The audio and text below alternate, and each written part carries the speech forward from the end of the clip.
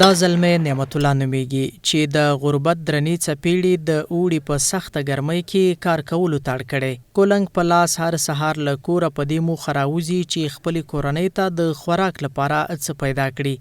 14 کلن نعمت الله له ډېره وخته د شیخ مصري په دې کنډو کپر سړک کې کار کوي تر څو موټر چلوونکو ته یو څه د تګ راتګ سهولت برابر کړي او هغوی د کار په بدل کې مزدوري ورکړي.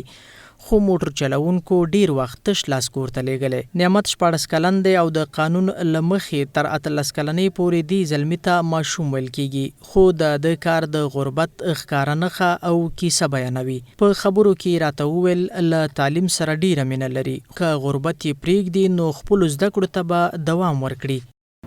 سنین شویلی او پلار مې حسابي تکلیف لري ته راوځو بس سهار وخته راوځو 80 روپۍ 80 روپۍ سهار نه ماښام ورې بعضې ډېر ور رانه اچوي بعضې نه اچوي نه به ګریزه پیدا کوو چې کور ته لاړ شو ماښام کې کله وړه نه وي ترکاري نه وي بوره نه وي یو شی نه وي بل شی نه وي. د نعمت الله مور وایي د خپل زوی شکېدلې چپلکې خیرنې جامې او غربت وهلې څېره له سترګو نه لرې کیږي. د دې په خبره چې د ماښام تورتم شي د خپل زوی د راتګ شیبې شماري.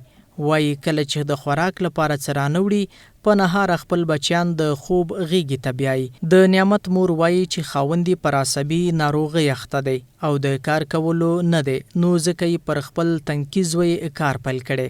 خو تکلیف کې نه وی او مزدوري بیا کړې لرې مالته به مې لیکله خو تکلیف لري زه دغلته سوري ته ناست یم زه مې خدای خبره ځم نن څومره ګرمي ده سخته او د بچیان سره لمر ته ولاړ دي خو دغې مجبوریت نه ولاړ مجبوریت نه وی که نه ما بچیان نه لیږل لمر ته نه مې هغه خپله مدرسه به مې ویله سکول به پې ویله تعلیم به مې پې کړی و. باید یاده شي چې یوازې دا کم عمره ماشوم د غربت له امله نه کړېږي بلکې د په څیر ډیر داسې بېوزله خلک شته چې د غربت له امله په نهاره شپې سبا کوي او هم له زده کړو بې برخې پاتې دي.